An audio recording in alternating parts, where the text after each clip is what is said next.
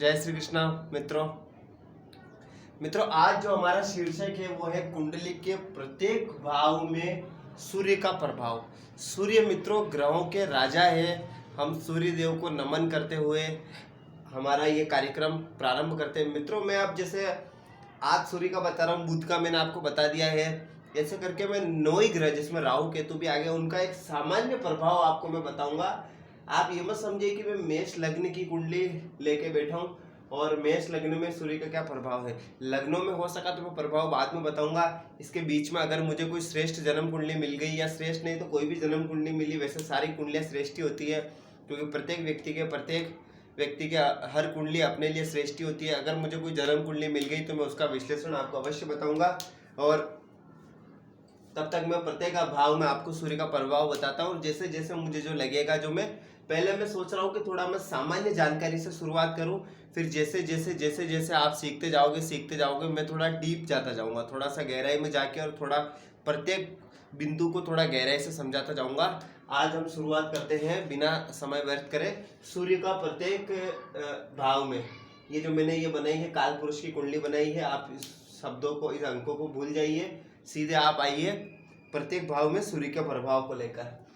सूर्य ग्रहों के राजा है मित्रों, सूर्य ग्रहों के राजा है। सूर्य एक ऐसा ग्रह है, जन्म कुंडली में शास्त्रों ने कहा है कि सूर्य ऐसा ग्रह है कि अगर 9 ग्रहों में से 8 ग्रह अगर खराब है और सूर्य एकमात्र ऐसा ग्रह है जो कि बलवान है, तो आप मान के चलिए कि आपकी जन्म कुंडली, अगर सूर्य एकमात्र ग्रह भी अगर सही है तो आप मान के चलिए आपकी जन्म कुंडली पूरी तरह से वो 8 ग्रह के प्रभाव को संभाल लेने वाला होगा। सूर्य ऐसा ग्रह है, आप ये मान के चलिए। सूर्य बहुत ही श्रेष्ठ ग्रह है। सूर्य के बारे में मतलब इतना कुछ कहा गया है कि सूर्य का अगर ये लाभ भाव में, जैसे मैं अभी बताऊंगा कि सूर्य अगर लाभ भाव में बैठ जाए तो व्यक्ति, सूर्य अगर उच्च का भी हो, मान लीजिए लाभ भाव में नहीं बैठे, उच्च का होकर अगर अच्छे भाव में बैठ जाए तो आप मान के चलिए उस व्यक्ति के जीवन में सारी परेशानियों को अकेला ही सूर्य दूर कर देगा। चलो हम समझते हैं प्रत्येक भाव में सूर्य के प्रभाव को लेकर। अगर व्यक्ति के लग्न में सूर्य आ जाए, अभी मैं सामान्य से बातें बता रहा हूँ, फिर जैसे जैसे हम डीप में जाएंगे आपको और गहराई से बताता जाऊंगा मैं। ठीक है मित्रों चैनल को कृपया सब्सक्राइब कर ले। मैं आपको कह रहा हूँ बार बार, और जब भी समय मिलता है तब कहता हूँ, मेरे पास एडिटिंग करने का बिल्कुल भी समय नहीं है।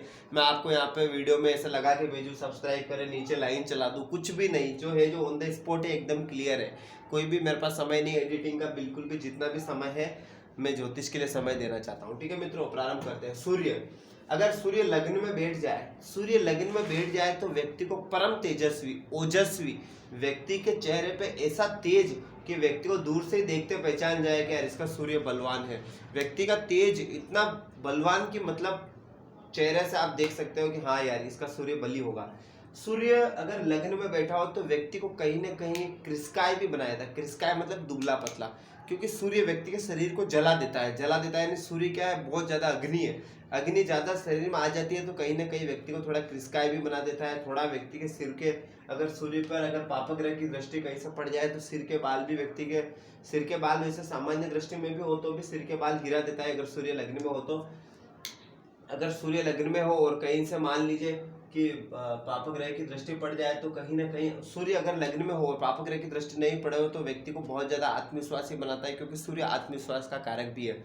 सूर्य अगर लग्न में हो तो कहीं ना कहीं पिता से भी उसके संबंध बहुत अच्छे देखने को मिलते हैं, क्योंकि सूर्य पिता का कारक है। सूर्य अगर लग्न में हो तो आप मान के चलिए कहीं से अगर पापग्रह की दृष्टि पड़ जाए तो आत्मविश्वास में कमी, थोड़ा व्यक्ति को नेत्र का रोगी बना देता है। नेत्र का रोगी क्यों बनाता है? क्योंकि नेत्र में भी तेज होता है, अग्नि होती है, और सूर्य में भी अग्नि होती है।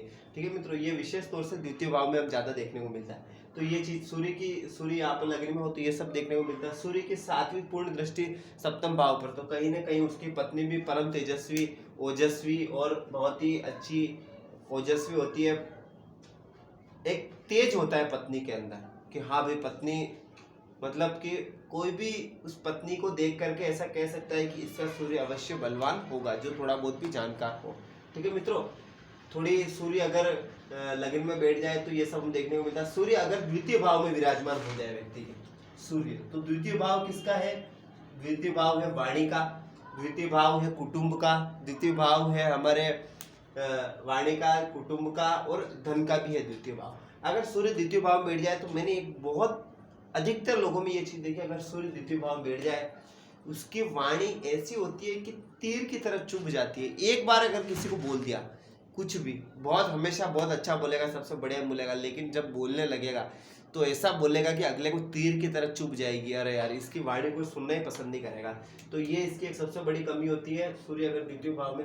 अगर मान लीजिए सूर्य यहाँ पर बैठकर इन पर पाप ग्रह की दृष्टि पड़ जाए तो आप मान के चलिए, ऐसे जो बालक भी होंगे अगर कम उम्र के, तो उनके आंखों पर चश्मा अवश्य लगेगा, ये आप मान के चलिए। ठीक है, अगर पुरुष होगा तो उसकी बाईं आंख अवश्य खराब होगी, अगर स्त्री होगा तो उसकी दाईं आंख, पुरुष होगा तो दाईं और स्त्री होगा तो बाईं, उसके आंख में अवश्य समस्या देखने को मिलेगी। ठीक है मित्रों, और द्वितीय भाव में अगर द्वितीय भाव से यहाँ से बैठ के यहाँ पर अगर दृष्टि डालेंगे अष्टम भाव पर, तो कहीं ना कहीं इसके ब्लड प्रेशर की शिकायत हो सकती है, क्योंकि अष्टम भाव में ब्लड प्रेशर की शिकायत सूर्य में हमेशा देखी गई है। तृतीय भाव है जो पराक्रम का कारक है। तृतीय भाव किसका कारक है? पराक्रम का कारक है। यहाँ पर बैठ जाए तो व्यक्ति आप मान के चलिए बहुत ज्यादा पराक्रमी, दिमाग में जो उसके एक बार आ जाए नहीं मुझे ये करना है तो बस वो करके रहेगा, फिर वो किसी के सुनने वाला नहीं होगा। यहाँ बैठ जाए तो कहीं ना कहीं छोटे भाइयों की थोड़ी तकलीफ बढ़ा देता है सूर्य। ठीक है मित्रों, ये अगर यहाँ पर बैठेगा तो सप्तम भाव भाग्य पर दृष्टि डालेगा, कहीं ना कहीं उसका भाग्य बहुत ज्यादा बलवान वो करने का कार्य करेगा ये सूर्य। सूर्य अगर चतुर्थ भाव में आकर आकर बैठ जाए, सूर्य अगर चतुर्थ भाव में, चतुर्थ भाव माँ का घर है, अपनी माता का घर है, कहीं ना कहीं माता के स्वास्थ्य में कहीं ना कहीं कमी लाने का अवश्य कार्य करेगा।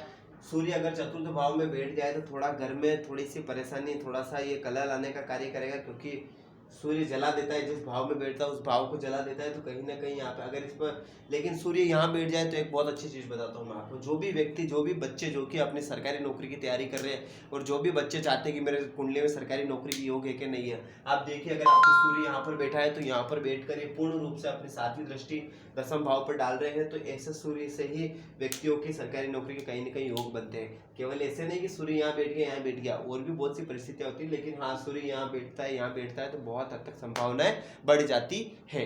ठीक है मित्रों, अब जैसा आप मान के चलिए कि सूर्य अगर मान लीजिए कि यहाँ पर बैठ गया, ठीक है, अब अगर सूर्य मान लीजिए कि यहाँ पर पंचम भाव में बैठ गया, तो आप ये मान के चलिए सूर्य पंचम भाव में बैठकर व्यक्ति की शिक्षा में तो कोई बाधा उत्पन्न नहीं करता है, शिक्षा बनाएगा उसको बढ़िया, सब कुछ बढ़िया, लेकिन जब उसकी संतति होगी तो संतति में बहुत ज्यादा समस्या उत्पन्न करेगा। व्यक्ति की पत्नी जो होगी उसके गर्भ ठहरने नहीं देगा, गर्भ में बार बार गर्भपात कराएगा, गर्भ तो ठहर जाएगा, बच्चे बच्चे हो जाएंगे, लेकिन कहीं ना कहीं ये समस्या उसमें थोड़ी सी परेशानी लाने का कार्य अवश्य करेगा। यहाँ से सातवीं दृष्टि डालेगा भाग्य, माफ कीजिए, लाभ भाव पर, तो आप निश्चिंत रहिए, ऐसा व्यक्ति बस सोचेगा, थोड़ा दिमाग लगाएगा, थोड़ी सी मेहनत करेगा और उसके पैसे ऑटोमेटिक उसके पास आ जाएंगे। ठीक है मित्रों, सूर्य यहाँ पर अगर बैठ जाए षष्ठम भाव में, तो कहीं ना कहीं सूर्य यहाँ पर बैठकर व्यक्ति को ये शत्रु अंता योग बना देगा। ऐसे व्यक्ति को शत्रु होंगे लेकिन उसको कुछ बिगाड़ नहीं पाएंगे। सूर्य यहाँ से बैठ यहाँ पर दृष्टि डालेगा तो ये भाव व्यय का भाव है, कहीं ना कहीं व्यक्ति अपने अहंकार पर पैसे खर्च करेगा, दिखावा पर पैसे खर्च करेगा।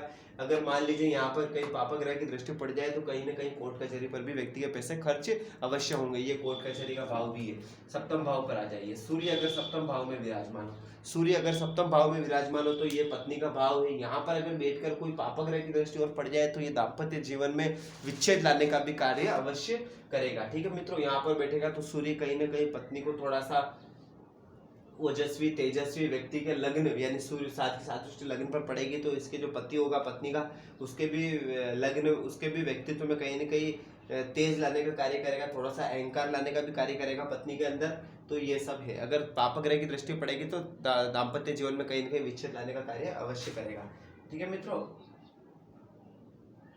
सूर्य अगर यहाँ पर बैठ जाए अष्टम भाव में, अष्टम भाव में अगर सूर्य बैठ जाए तो देखो सूर्य और चंद्रमा को अष्टम का दोष नहीं रहता है, तो ये तो और कोई तकलीफ नहीं, लेकिन एक समस्या देखने को मिलेगी, कहीं ना कहीं उसके पिता के साथ उसके संबंध अवश्य खराब होंगे। पहली चीज ये, कहीं ना कहीं वो ब्लड प्रेशर की शिकायत उसके हमेशा होगी, बीपी एकदम बढ़ने की समस्या उसके समय के साथ अवश्य देखने को मिलेगी। तो ये चीज यहाँ पर होने से देखने को मिलेगी। वैसे धन भाव पर दृष्टि डालेगा तो कहीं ना कहीं धन एकत्र करने में उसके कोई समस्या देखने को नहीं मिलेगी, लेकिन हाँ अगर कोई पाप ग्रह की दृष्टि अगर यहाँ पर पड़ जाए तो ये सारी समस्या और बढ़ सकती है। ठीक है मित्रों, अगर सूर्य भाग्य भाव में आ जाए, सूर्य अगर भाग्य भाव में आ जाए तो आप मान के चलिए कहीं ना कहीं व्यक्ति इस भाव में ये कारक होता है, तो कहीं ना कहीं यह व्यक्ति को भाग्यशाली बनाएगा, ये आप मान के चलिए। और सूर्य यहाँ से यहाँ पर या ऐसा व्यक्ति थोड़ा भाग्य भाव में बैठकर आप मान के चलिए कोई उच्च पदाधिकारी हो सकता है, कोई बड़े पद का अधिकारी हो सकता है, बड़ा धार्मिक व्यक्ति हो सकता है, ऐसा व्यक्ति को बनाएगा। यहाँ से सातवीं दृष्टि पराक्रम पर डालेगा, तो आप मान के चलिए कहीं ना कहीं ऐसे व्यक्ति के पराक्रम में वृद्धि लाने का सूर्य अवश्य कार्य करेगा। सूर्य अगर यहाँ पर बैठ जाए, सूर्य यहाँ पर बैठकर सूर्य कहीं ना कहीं व्यक्ति को राजकीय शासन से जोड़ने का कार्य करता है, शासक शासन से कहीं ना कहीं लाभ दिलाने का, सरकारी नौकरी का है, सरकार से जुड़कर कोई टेंडर दिलाने का, सरकारी कोई कार्य हो वो कराने का ये कार्य, उच्च पदाधिकारी लाने का कोई सूर्य कार्य करता है।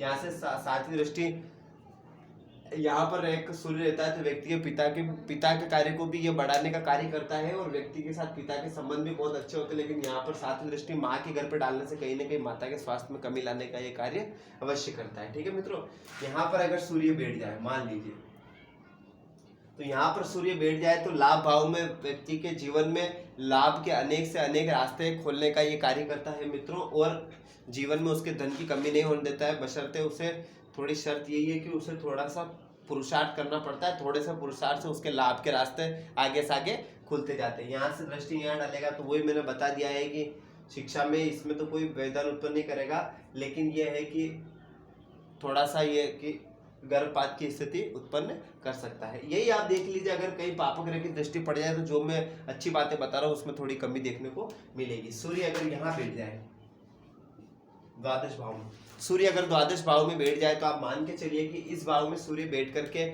खर्च का भाव में सूर्य बैठ जाएगा तो कोई दिक्कत नहीं, सामान्य खर्चा कराता रहेगा।